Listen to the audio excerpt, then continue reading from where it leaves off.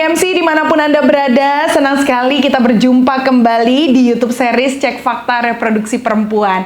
Dan masih membahas soal endometriosis yang kali ini akan membahas apakah kista endometriosis ini harus dioperasi.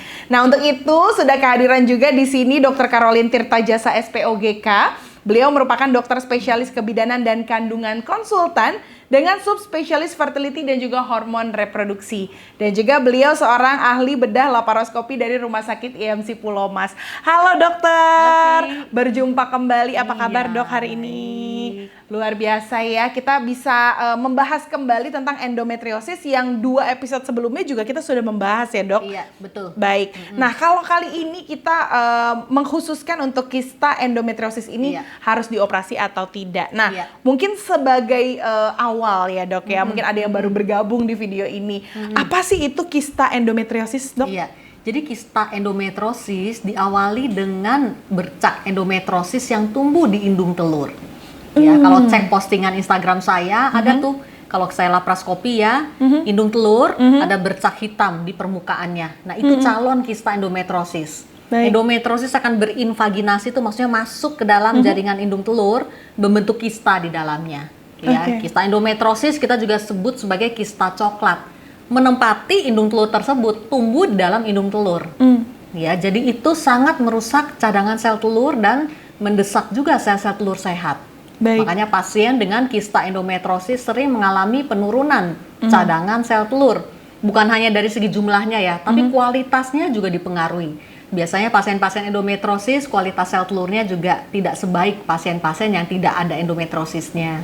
Oh oke. Makanya ada kaitannya dengan kesulitan hamil juga ya dok ya. Betul. Yang sudah dibahas di episode sebelumnya. Iya. Nah, untuk endometriosis berarti itu jenisnya sudah pasti kista ya dok ya? Oh, belum tentu. Belum tentu. Endometriosis itu kan banyak ya. Biasanya dia muncul awal sebagai endometriosis stadium 1-2 tuh. Atau yang kita sebut endometriosis peritoneal yang tumbuh berupa bercak-bercak, bisa merah, bisa hitam ya, bercak-bercak yang berimplan di rongga panggul. Ya, dia biasanya akan growing, menyebar ya. Kalau tumbuh di indung telur jadinya kista endometriosis, kalau tumbuh di otot rahim jadinya adenomiosis. Tumbuh di saluran telur jadinya endometriosis tuba. Nah, itu biasanya membuat perlengketan dengan organ sekitarnya. Itu sifat alaminya endometriosis tuh, lengket. Ya, itu. Baik. Nah, kalau gejala yang dirasakan dari pasiennya, itu seperti apa dok? Kalau kista endometriosis? Iya, kista endometriosis biasanya kalau dia masih kecil bisa tanpa gejala. Tidak ada rasa sakit? Iya, meskipun rata-rata pasien endometriosis itu mengeluhkan nyeri saat mens. Nyeri haid.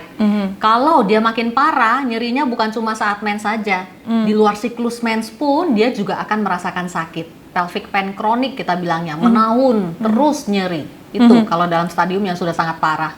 Baik. Nah, kalau untuk mengetahuinya atau mungkin mendiagnosisnya itu bagaimana dok? Prosesnya seperti apa? Mendiagnosisnya mah gampang banget. Tinggal datang ke poliklinik saya, USG transvaginal buat yang sudah menikah. Ya, dan USG transrektal yang dari lubang dubur buat yang belum menikah, itu langsung terlihat jelas apakah Anda mempunyai kista endometriosis atau tidak.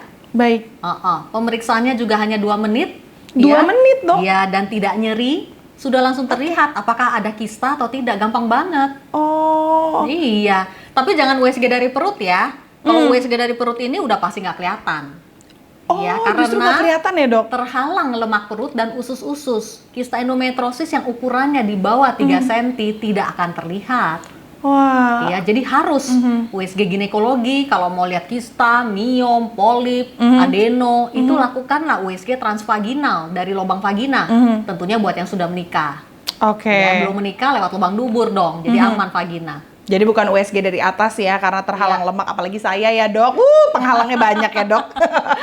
Tapi kalau misalnya kista itu kan kita pasti berkaitan dengan seberapa besar. Berkaitan juga dengan pengukuran sentimeter.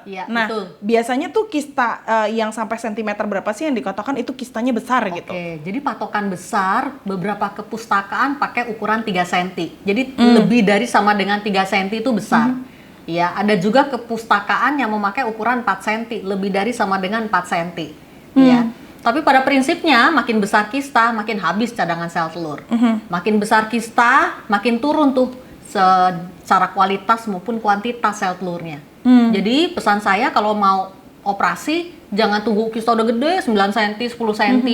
Ya, jadi sisa sel telur sehat udah tinggal sedikit yang bisa ditinggalkan.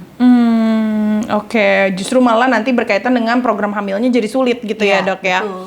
Nah, kalau untuk berikutnya, Dok, faktor-faktor apa aja sih yang menentukan apakah ini harus dioperasi, diangkat atau tidak nih? Nah, jawaban itu tergantung dari banyak faktor lainnya. Ya, banyak pula pertanyaan seperti itu tuh di YouTube channel dan Instagram ya. Dok, saya punya kista 5 cm mesti diangkat apa enggak? Ada dokter yang mesti bilang diangkat, ada juga yang tidak. Sekali lagi, jika Anda punya kista endometriosis dan ingin hamil, datanglah ke dokter ahli fertility dan mengkonsultasikan. Karena dokter ahli akan menilai secara keseluruhan tuh, bukan cuma dari kista dan ukurannya saja, tapi usia juga diperhatikan. Cadangan sel telurnya bagaimana? Ya, usia udah 39, 38, cadangan sel telur tinggal sedikit, kista udah 5 cm, ya diangkat dong. Ya, tapi sebelum diangkat, kalau bisa sel telur diselamatkan dulu. Ya tentunya harus masuk program bayi tabung ya. Jadi stimulasi ovarium, sel telur disimpan dulu tuh. Baru operasi diberes-beresin. Ya, setelah di dalamnya beres, baru dilakukan embrio transfer setelahnya.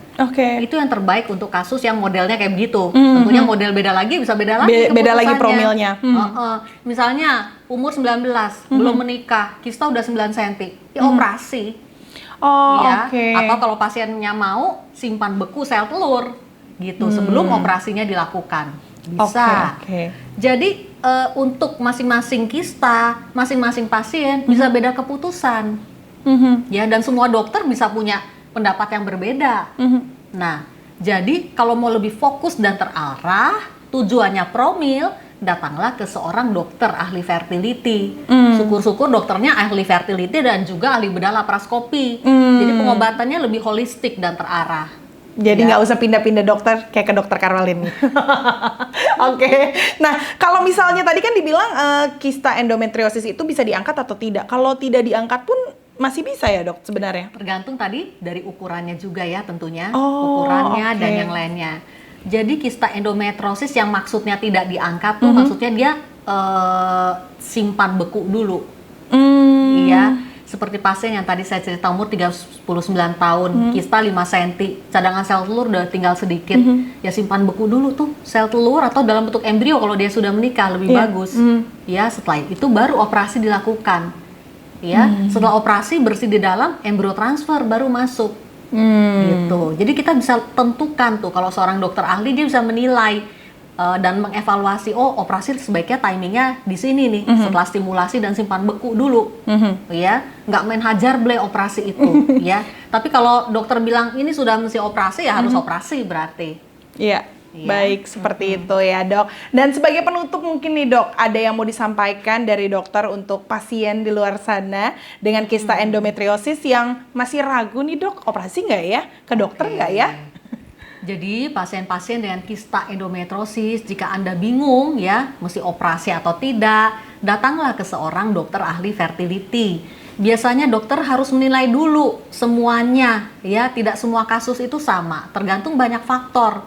Berapa usia, cadangan sel telur, faktor sperma suami bagaimana, saluran telur bagaimana, tingkat keparahan endometriosisnya, berapa banyak kista dan ukuran masing-masing, itu juga akan menentukan apakah kista harus diangkat dulu atau tidak. Atau promil dilakukan bersamaan dengan kista, dengan pengangkatan kista itu juga bisa dilakukan. Atau kalau untuk ukurannya kecil, perempuannya masih muda, misalnya masih usia remaja, kista 1 cm, 2 cm, oke, masuk terapi penekanan hormon jangka panjang. Iya, jadi macam-macam, bervariasi. Ya, nggak bisa satu orang punya kista 5 cm, satu orang juga 5 cm, terapinya sama, nggak bisa. Ya, jadi benar-benar individual, tergantung dari kondisi secara keseluruhan holistik yang akan dinilai. Baik, jadi kalau misalnya sudah ada keluhan ya, menstruasinya nyeri, segera dikonsultasikan ke dokter ya, karena siapa tahu itu adalah endometriosis dan itu termasuk yang kista endometriosis. Betul. Yang memang harus dilakukan operasi setelahnya. Baik, kalau begitu terima kasih banyak Dokter Caroline untuk penjelasannya. Dan untuk Sobat IMC yang ketinggalan episode-episode sebelumnya, boleh disaksikan di YouTube channelnya Rumah Sakit IMC, ataupun juga bisa di YouTube channelnya Dokter Caroline dan juga di sosial media Instagramnya Dokter Caroline yang sudah dimunculkan di layar. Baik, kalau begitu terima kasih sekali lagi Dokter Caroline dan sampai berjumpa di episode berikutnya.